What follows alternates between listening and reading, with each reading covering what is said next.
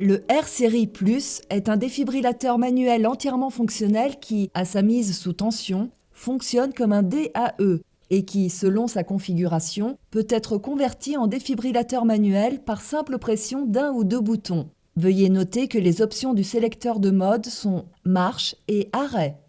La gamme d'électrodes de réanimation One Step est conçue pour fonctionner avec le R-Series. Il existe des électrodes pour tous les besoins, y compris des électrodes spécifiques destinées aux patients enfants. Les fonctionnalités avancées des électrodes de réanimation One Step comprennent des autotests automatiques, des connecteurs code ready et des alertes de péremption d'électrodes. Le R-Series peut également fonctionner avec les électrodes de spécialité, les poignées internes avec cuillère d'électrode et les palettes externes de Zoll.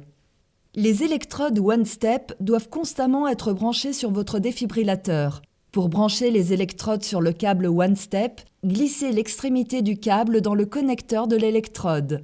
Les deux éléments les plus grands vont être raccordés. Ils doivent s'emboîter facilement l'un dans l'autre et être bien branchés. Pour ouvrir les électrodes One Step, tenez l'emballage de l'électrode au niveau du triangle jaune et tirez fermement pour l'ouvrir en séparant les deux côtés. Veuillez noter que le câble One Step est raccordé aux électrodes. Tirez le câble vers le haut de l'emballage pour le séparer. Pour appliquer les électrodes One Step, placez l'électrode arrière en premier pour éviter que l'électrode avant ne se gondole. Tenez l'électrode rouge rectangulaire libellée 1 et ôtez la couche support en plastique qui y adhère en soulevant l'onglet rouge au bas de l'électrode. Vous remarquerez peut-être le fil du connecteur d'autotest qui est raccordé à l'emballage de l'électrode. Ce connecteur est utilisé afin de vérifier l'intégrité des électrodes et de confirmer leur disponibilité clinique au cours du test de disponibilité des codes. Le connecteur d'autotest fonctionne uniquement lorsque l'emballage de l'électrode n'est pas ouvert et lorsqu'il est raccordé au R-Series. Roulez le patient sur le côté, puis appliquez l'électrode en la plaquant progressivement sur le dos du patient, à gauche du rachis et sous l'omoplate. Pour appliquer l'électrode avant, tenez l'électrode bleue triangulaire libellée 2 et ôtez la couche support qui y adhère en soulevant l'onglet rouge au bas de l'électrode. Les électrodes One Step complète et One Step CPR comprennent un capteur de compression de RCP. Placez le capteur sur la poitrine du patient de façon à ce que la ligne verticale rouge soit au milieu du sternum et que la ligne horizontale rouge soit entre les mamelons du patient. Appliquez l'électrode en la plaquant progressivement sur le côté gauche de la poitrine du patient, en situant le triangle bleu à mi-chemin entre le sternum et le mamelon. Pour les femmes, soulevez la poitrine si nécessaire afin de positionner l'électrode en dessous de celle-ci.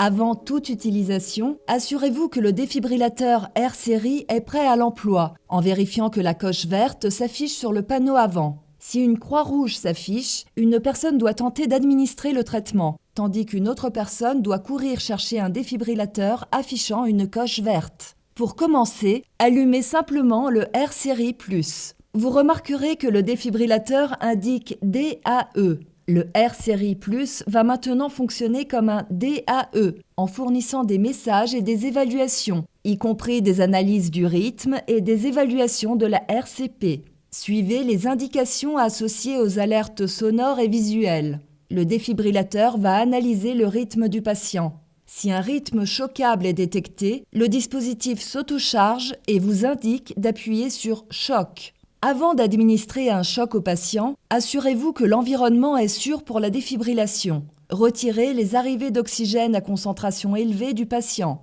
Vérifiez que personne ne touche le patient. Assurez-vous que tout le monde est éloigné du patient, du lit et de tout matériel raccordé au patient. Signalez d'une voix forte à toutes les personnes de reculer. Reculez! Pour les patients adultes, le niveau d'énergie de défibrillation par défaut du R-Series de Zoll avec l'onde biphasique rectiligne est de 120, 150, 200 joules. Pour les patients enfants, le niveau d'énergie de défibrillation par défaut est de 50, 70, 85 joules.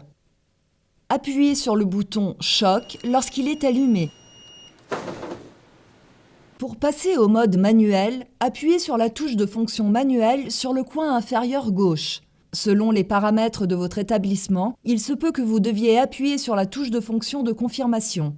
Une fois en mode manuel, le R-Series Plus offre les mêmes fonctionnalités et modes de fonctionnement que le R-Series ALS. Lorsque le R-Series Plus est en mode manuel, il est possible de sélectionner le mode de fonctionnement stimulateur dans le sélecteur de mode. Veuillez noter que le sélecteur de mode du R-Series Plus ne dispose pas de mode moniteur ou défib. Effectuez la surveillance ou la défibrillation lorsque le sélecteur de mode est placé sur marche. Placer le sélecteur de mode sur stimulateur déclenche l'ouverture du volet du stimulateur. Les capacités de surveillance avancées, comme l'oxymétrie de pouls, la PNI et l'ETCO2, apparaissent uniquement lorsque le R-Series Plus est en mode manuel. Pour les patients adultes, les électrodes One Step Complete et One Step CPR comprennent un capteur de RCP. Ce capteur de RCP surveille la fréquence et l'amplitude des compressions thoraciques et envoie ces informations au R-Series. Lorsque vous administrez une RCP, vous devez toujours utiliser une planche dorsale ou un matelas en mode RCP. Pour les patients adultes, l'évaluation de la fréquence et de la profondeur en temps réel, affichée sur le CPR dashboard du défibrillateur du R-Series, comprend un témoin de la profondeur des compressions, un témoin de la fréquence des compressions, une barre de relâchement, un indicateur de performance de perfusion, PPI, des invites et messages sonores, un minuteur de RCP et un affichage de la durée d'inactivité. La mesure de profondeur des compressions du R-Series peut également être affichée en centimètres. Le CPR dashboard du défibrillateur du R-Series affiche une mesure numérique de chaque compression thoracique. Si votre profondeur ou fréquence des compressions s'écarte des directives recommandées, la valeur numérique de la fréquence et/ou de la profondeur sera mise en surbrillance et affichée en jaune sur le CPR dashboard. Le défibrillateur R-Series émettra également un message sonore « Appuyez plus fort » et un métronome émettra des bips afin de vous aider à atteindre 105 compressions par minute. Cette évaluation en temps réel peut vous aider à assurer que vous effectuez des compressions thoraciques de haute qualité. Un minuteur de RCP s'affiche une fois que les compressions de RCP commencent et effectue un compte à rebours de 2 minutes pour permettre à un membre du personnel reposé d'effectuer des compressions de haute qualité. La barre de relâchement mesure la vitesse de relâchement pour déterminer si les secouristes laissent assez de temps au remplissage cardiaque. La barre devrait être entièrement colorée. Si la couleur commence à diminuer, levez rapidement les mains de la poitrine pour une meilleure réexpansion thoracique. L'indicateur de performance de perfusion, PPI, intègre la fréquence et la profondeur des compressions ainsi que les temps d'interruption dans un seul indicateur visuel. Maintenir le symbole PPI en forme de losange plein fournit une indication visuelle de la performance par rapport aux directives actuelles. Lorsque les compressions ont été interrompues pour une période prolongée, la durée d'inactivité s'affiche en minutes et en secondes. Ceci est un rappel visuel destiné à faciliter la minimisation de la durée de pause. La fonctionnalité See-Through CPR de R-Series filtre l'artefact de compression de l'onde ECG. Ceci génère une onde ECG filtrée, libellée FIL. Ainsi, vous pouvez voir les rythmes sous-jacents sans avoir besoin d'interrompre les compressions. Cependant, cette fonctionnalité n'est pas destinée à remplacer l'évaluation et ne fonctionne pas en mode stimulation. Les compressions de RCP devraient être interrompues lors de l'évaluation ECG en ce qui concerne la décision de choquer ou de ne pas choquer.